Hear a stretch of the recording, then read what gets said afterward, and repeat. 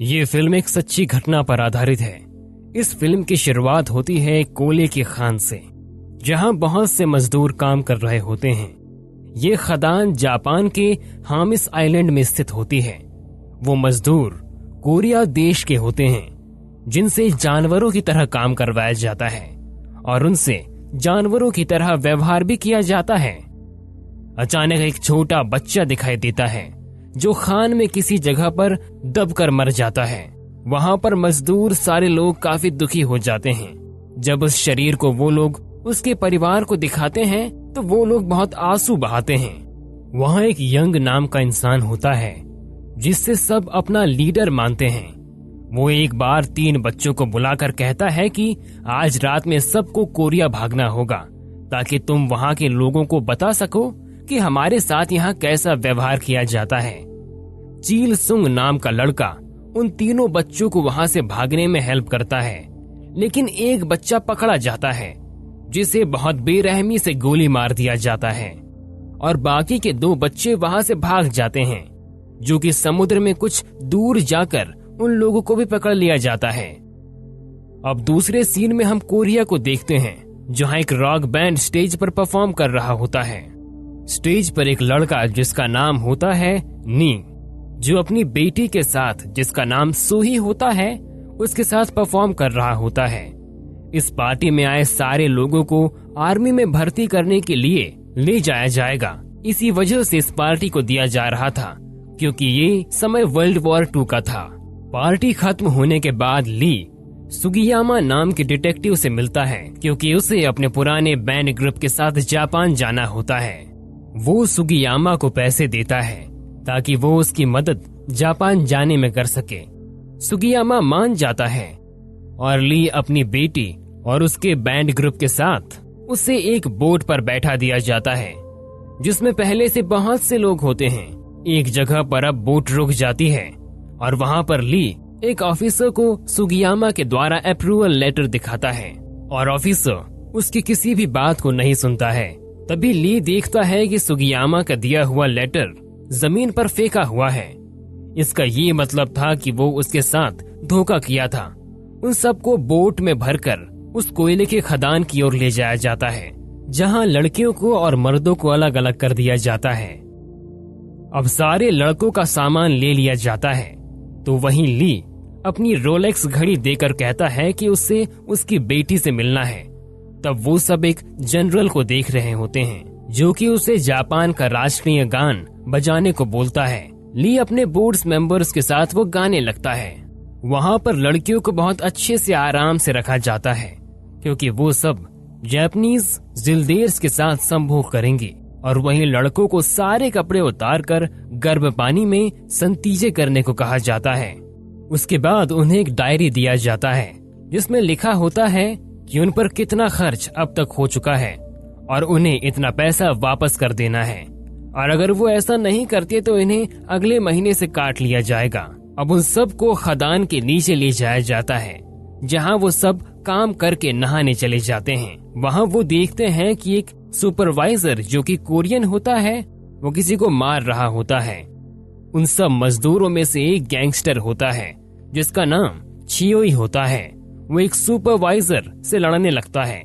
कुछ देर बाद वहां एक ऑफिसर आ जाता है जिसका नाम यामाडा होता है, जिसे देखकर वो गैंगस्टर बोलता है कि मैं सुपरवाइजर से लड़ूंगा और अगर मैं हार जाता हूं तो आपका गुलाम बनकर रहूंगा, और अगर मैं जीत गया तो फिर इन सब मजदूरों का लीडर मैं बनूंगा। इस बात पर यामाडा अपनी सहमति दिखाता है और वो दोनों लड़ने लगते हैं। सुपरवाइजर हार जाता है और अब छियोई उन सब का लीडर बन जाता है। वहीं दूसरी ओर एक पार्टी का आयोजन किया जाता है, जहां दिखाया जाता है कि सीमा जाकी बहुत से महिलाओं के साथ खाना खा रहा होता है, जहां पर ली की बेटी भी होती है। वहीं सीमा जाकी अपने एक आदमी से अपना पसंदीदा गाना बजाने को कहता है। उस गाने को सुनकर ली की बेटी सूही कहती है कि उस गाने को मैंने गाया है और उसका संगीत को उसके पिता ने दिया है, लेकिन वो ये सब अपनी कोरियन भाषा में बोल रही होती है, जो कि सीमा जाकी को समझ में नहीं आता। तो एक लड़की सीमा जाकी को ट्रांसलेट करके उसे बताती है। वो ये भी बोलती है कि अभी उसके पिता खदान में हैं सीमा जाकी अपने कुछ सोल्जर्स को ऑर्डर देता है कि उसे यहाँ पर ले जाया जाए और उसे अपने पूरे ग्रुप के साथ बुला लेते हैं। वहीं दूसरी ओर कोरियाई लिबरेशन आर्मी पार्क नाम के डिटेक्टिव को युंग नाम के इंसान को हामिस बॉर्डर से निकालना है, क्योंकि वो अकेला ऐसा है जो जापान के पूरे कोरियाई का लीडर है। पार्क वहाँ मजदूर बनके उस खदान में चला जाता है।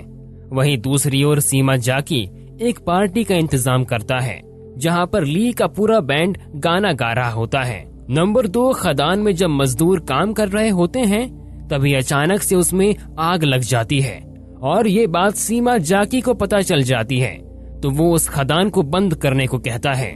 कुछ देर बाद सीमा जाकी को पता चलता है कि युंग भी उसी खदान में है।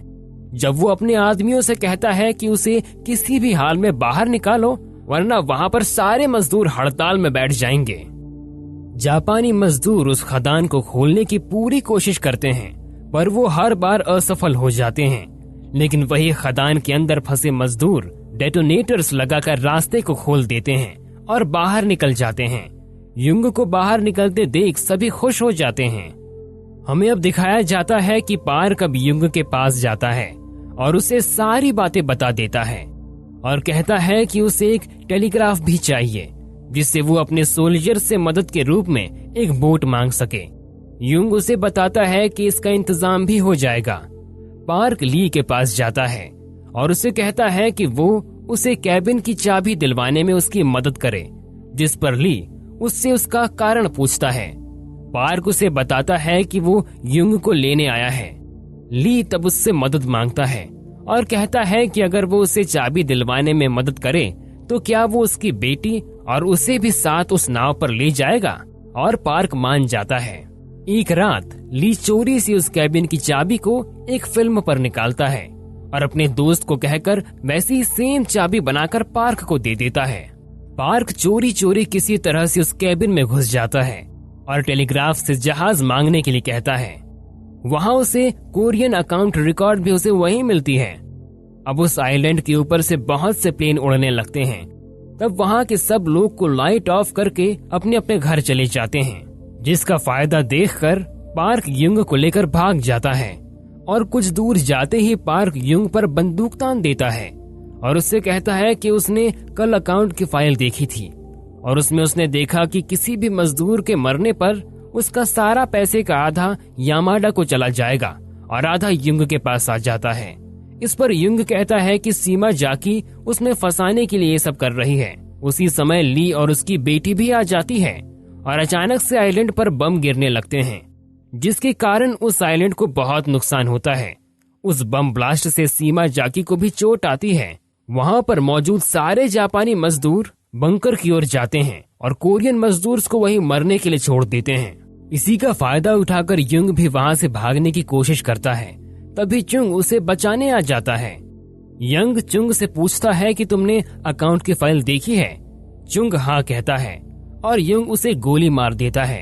ये सब ली और उसकी बेटी देख लेते हैं। कुछ देर बाद एक सीनियर ऑफिसर यामाडा को फोन करके बताता है कि हिटलर को मार दिया गया है। जिसने भी नाजी की मदद की है उसे अमेरिका अपराधी मानकर हमला कर रहा है। सीनियर ऑफिसर से यामाडा मदद मांगता है और कहता है कि सीमा जाकी घायल है, उन लोगों को मदद चाहिए। सीनियर ऑफिसर यामाडा से कहता है कि उसे मारकर वो मालिक बन जाएं और यामाडा सीमा जाकी को मार देता है और वो लीडर बन जाता है। अगले दिन सारे जापानी कोरियंस को भागने के लिए धरना प्रदर्शन कर रहे होते हैं, क्योंकि एक कोरियन ने जापानी बच्ची के साथ बलात्कार करके उसे मार दिया होता है। लेकिन उसका बलात्कार कोई और नहीं बल्कि सुपरवाइजर ने किया होता है और वो नहीं फंसी, इस वजह से उसने चोए पर लगा देता है। और यामाडा जापानियों से कहता है कि इसकी सजा उसे जरूर मिलेगी और सब चोए को पकड़ के लाते हैं।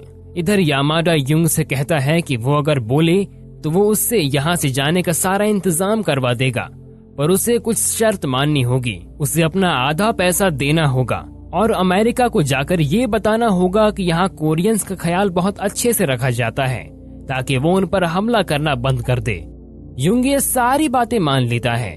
यामाडा उसे कहता है कि मैं यहाँ पर बाकी के कोरियंस को यामाडा यही खदान में मार देगा। ये सब बातें पार्क और ली की बेटी सुन लेती हैं अब युंग सारे कोरियंस को बुलाकर कहता है कि उसने सीमा जाकी से बात कर लिया है और अब सभी को अच्छा खाना भी मिलेगा और इन सभी के लिए पार्टी खदान में रखी गई है।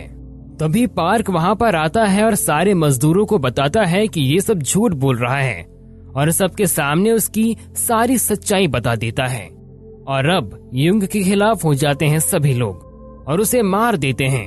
अब पार्क सबको बताता है कि वो सबको कोयले वाली बोट से ले जाएगा। पार्क कुछ आदमी के साथ मिलकर उस बोट पर कब्जा करने चला जाता है और बाकी कोरियंस बेल्ट की मदद से उस बोट तक पहुंचने ही वाले होते हैं। तब वो सब देखते हैं कि बहुत सारे सोल्जर्स उनकी ही ओर आ रहे होते हैं। ली किसी तरह से उन सोल्जर्स का ध्यान भटकाता है और फिर पार्क उन सबको मार देता है।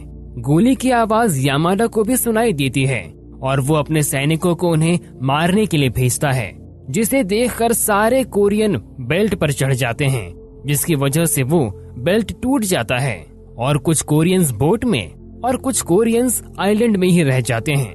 बाकी बचे कोरियंस वहाँ के जापानीज से लड़ने लगते हैं। बहुत खून खराबा होता है और उसी बीच में यामाडा ली पर गोली चला देता है और ली भी यामाडा पर गोली चला देता है और दोनों घायल हो जाते हैं। तभी यामाडा ली की बेटी को अपने कब्जे में लेता है, जिसे देख ली उसे पत्थर से मारता है और ली की बेटी यामाडा पर पेट्रोल बम फेंक कर उसे मार देता है। पार्क जापानीज लोगों से कहता है अब ये जंग यही खत्म हो गई है और फिर वो सब वहाँ से चले जाते हैं। जब वो वहाँ से बोट पर बैठकर निकल रहे होते हैं तभी अमेरिका द्वारा परमाणु बम का धमाका दिखाया जाता है और फिल्म यही खत्म हो जाती है। तो दोस्तों, उम्मीद करते हैं ये मूवी एक्सप्लेनेशन आपको पसंद आया होगा। अगर ये वीडियो आपको पसंद आया हो तो इसे लाइक और शेयर जरूर करें